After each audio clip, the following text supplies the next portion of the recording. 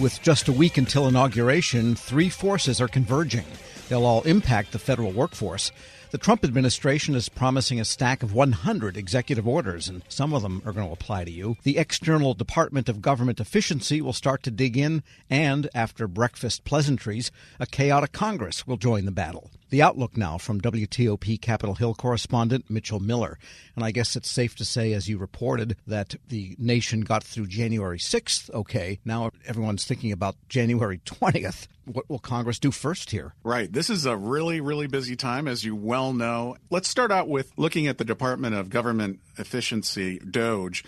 There is a lot of talk around here, especially, of course, among Republican lawmakers about what they're going to do to really cut into the meat of the federal bureaucracy. Now, what's interesting is after a lot of loud talk and social media postings about slashing federal spending and the government workforce, Elon Musk did temper some of his earlier claims related to DOGE last week. In an interview on X, he said cutting $2 trillion would be a best case outcome. He had previously said DOGE could save at least $2 trillion. He now thinks DOGE has a, quote, good shot at saving $1 trillion, which would still be a massive undertaking, of course, given that Republicans have said that cutting Medicare and making changes to Social Security are off the table. But there are leading lawmakers on this effort. Iowa Senator Joni Ernst in the upper chamber and Georgia Congresswoman Marjorie Taylor Greene in the House are both leading these DOGE panels. So we'll see what kind of progress they actually make in the coming months after the president is sworn in next week. Yeah, maybe $1 billion for every mile that a Tesla can go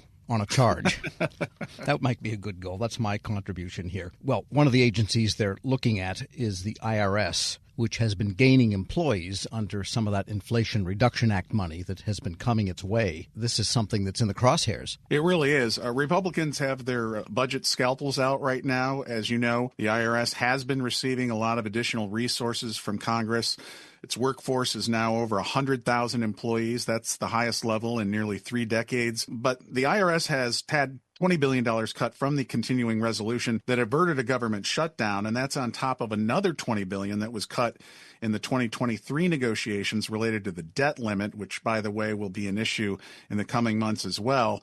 IRS Commissioner Danny Werfel has said the IRS is going to have to limit hiring. The National Taxpayer Advocate, Erin Collins, said in her report to Congress last week that these financial challenges for the agency are going to hinder training, hiring, and basically holding on to experienced workers. And then if we look at back to the office, you mentioned the fact that President-elect Trump does have these plans to have dozens of executive orders that he's wanting to put into place. And of course, the big one for federal workers is he says that he will order them, mandate them to come back into the office. And he has said if they do not return, that they'll be dismissed. Now, of course, unions are really pushing back on this, as well as lawmakers from the Washington area saying that there are various union agreements that guarantee work from home policies, contracts that were extended by the outgoing Biden administration officials because they knew about President-elect Trump's plans. So we'll have to see how all of that is sorted out. We're speaking with WTOP Capitol Hill correspondent Mitchell Miller. And the other thing they need to sort out is the budget, of course, for 2025. There's still no appropriations, and we have the March 14th deadline for the current CR. And there seems to be disagreement even among Republicans about whether to do this in, I think Trump's word was a big, beautiful bill, a single bill, versus splitting it up. And right.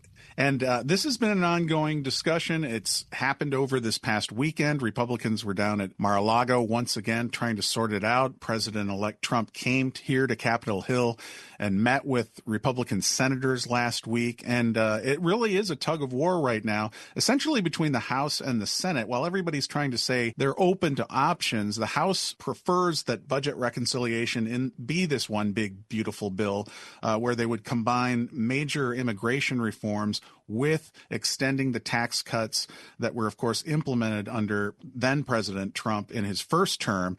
But the Senate is concerned that if they try to put it all in one bill and it doesn't make it, then what happens? Does it just fall into a bunch of different pieces? They believe that splitting the two issues under budget reconciliation, which of course is a very complicated process, that they could take on immigration first, and then when they get that through, then they could say they got that done, and then the tax issues would come up. And of course, there will be Democrats proposing to not extend a lot of the tax cuts or having amendments that they will add to that. So it's going to be very, very complicated over the next few months. And as I mentioned, there's also the talk about extending the debt ceiling. President-elect Trump has made it clear that he does not want this on his watch, but that's going to be part of the negotiations as well. So there's going to be a lot of scrapping up here on Capitol Hill over the next few months. Correct me if I'm wrong, but the last CR did include a disaster aid package, primarily, I guess, for North Carolina.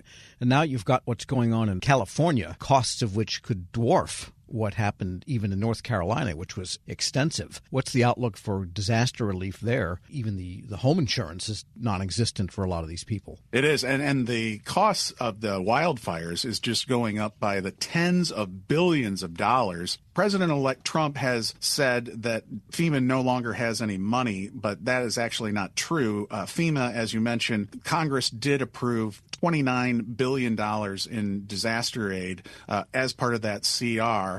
There's, according to FEMA, about $27 billion left, but that is going to quickly evaporate when they address some of the issues that are going on in California. Obviously, the estimates haven't been totaled yet because it's such an ongoing fluid situation.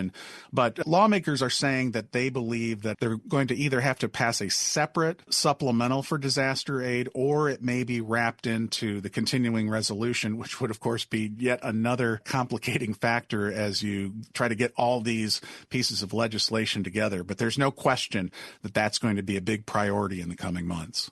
And while we have you, you were covering the state funeral and some of the activities peripheral to it for Jimmy Carter last week. I just want to know your commentary on the moment, we saw it on camera, of all of the ex-presidents, most of the ex-vice presidents, various wives and second gentlemen together. Nobody brought knives or baseball bats.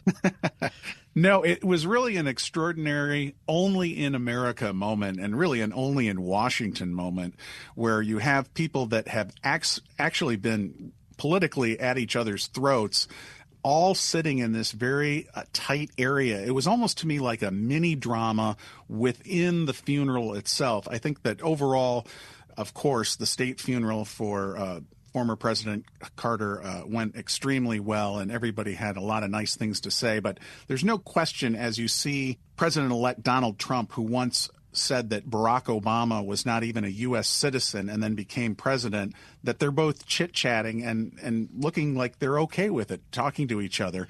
And then you had a frosty handshake between President-elect Trump and his former vice president, Mike Pence.